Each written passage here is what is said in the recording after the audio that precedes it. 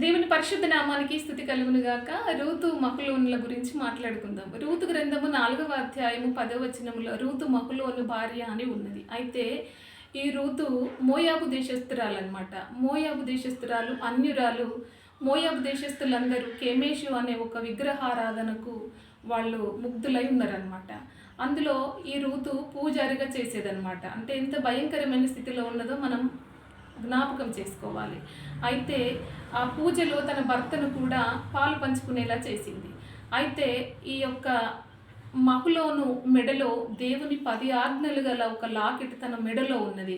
అయితే ఆ లాకెట్లోని 2 ఆజ్ఞలు ఆ రూతుకు కనబడ్డవి.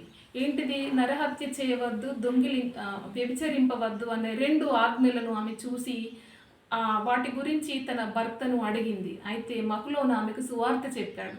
నరహత్య చేయవద్దు అంటే దేవుడు ఈ లోకమునకు మనల్ని బ్రతికించడానికి ఆయనే చనిపోయింది అనమాట. అయితే ఇది తప్పు అని ఆమె తెలుసుకున్నది. నరహత్య అంటే ఒకరిని చంపి ఆ దేవతకు బలి ఇవ్వాలి. అయితే ఈ చంపే విధానం తప్పు అనుకున్నది. అయితే మన కొరకు ఆయన ప్రాణం పెట్టిన సంగతిని మనం జ్ఞాపకం చేసుకుంటే మనం వెలుగును చూడగలుగుతాం. నిజమైన వెలుగు లోకములో ఉండేది, కానీ చీకటి దాన్ని గ్రహింపకున్నది. ఆమె చీకటిలో నుండి గొప్ప వెలుగును చూడడానికి తన భర్త తనకి చెప్పిన సువార్తను మనం జ్ఞాపకం చేసుకోవాలి. అయితే రూతు యొక్క మనసు ప్రభుకు అంగీకారమైంది. ఆమె యొక్క భక్తి, ఆమె యొక్క ప్రవర్తన, ఆమె యొక్క గుణగణాలకు ముగ్ధుడైపోయిండు ప్రభువైన యేసుక్రీస్తు. అందుకే ఆమె గొప్ప వెలుగును చూడడానికి ఇష్టపడ్డది.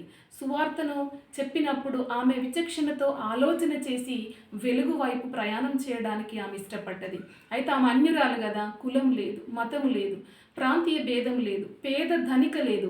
ఆమె అన్యురాలు. ఆమె మోయాబు దేశం నుండి వచ్చిన ఆమె వంశములో నుండి ఇప్పుడు యేసుక్రీస్తు ఉద్భవింపడానికి ఆమె కారకురాలైంది. అందుకే మనం కులానికి భయపడి, మతానికి భయపడి, నిజాన్ని తెలిసినా కూడా దాన్ని మనం ఆచారాలకి అమ్మివేయడానికి ఇష్టపడుతున్నాం. అలాంటిది వద్దు మనకి. అందుకే మనం నిజం తెలుసుకోవడానికి ఇష్టపడదాం, గొప్ప వెలుగును చూడడానికి ఇష్టపడదాం, సత్యం వైపు మరలించబడదాం. ఆ సత్యమే ప్రభువైన యేసుక్రీస్తు.